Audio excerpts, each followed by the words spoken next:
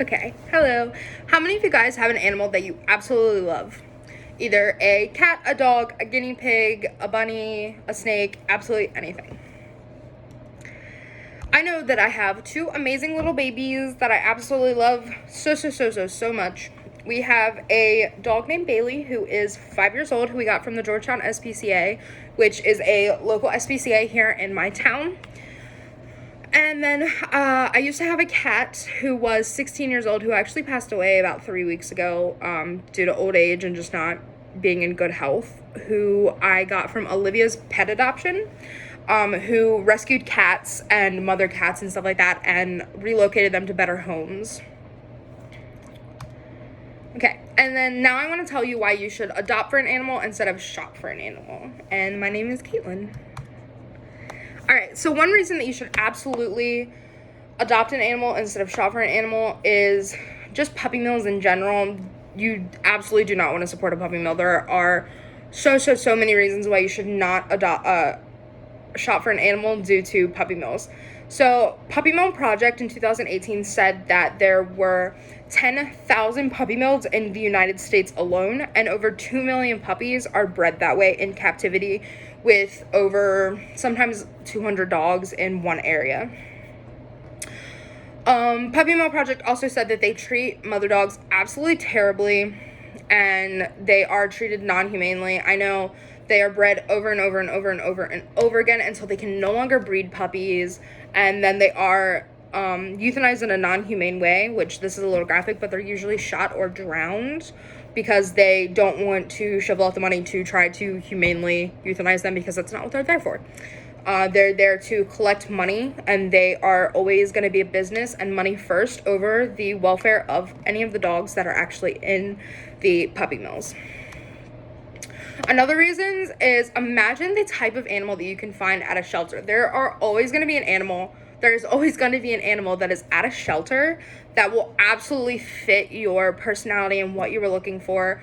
And I know that there are so many shelters that have so many animals, and you can look for one that is absolutely going to be the best in your lifestyle and in your home and how you want to live your life, basically. I know that there are going to be tons of dogs that are great for hiking and they're energetic and you want to do that.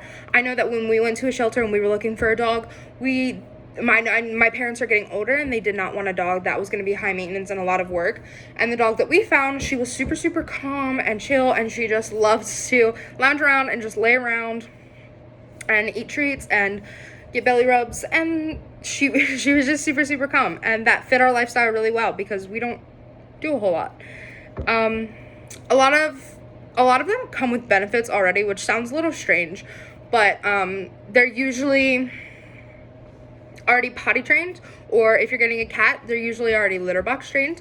They are already going to be like that because that's what they do at the shelters, and a lot of the times they come from previous homes that can no longer afford to have them, or maybe their owners passed away and they were given to a shelter. So they're already going to have those benefits there. Also, when there are too many shelter dogs, unfortunately, they will most of the time get euthanized for either being too old, such as getting up there like 5, 6, 7 years old, to simply the fact that maybe they're too rowdy and they don't think that they're going to be adopted, or they've been there for a very long time.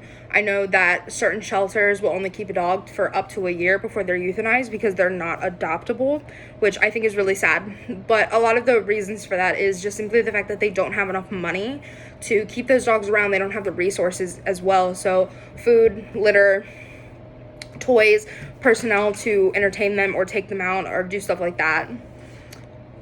And then it is absolutely okay if you can not adopt an animal right now, whether it be maybe your animal just recently passed away like my cat did and you just don't think that you can handle it, or maybe you are not in the financial stability place to be able to adopt an animal and take care of them the way that they should be taken care of. Sorry, my dog is being weird.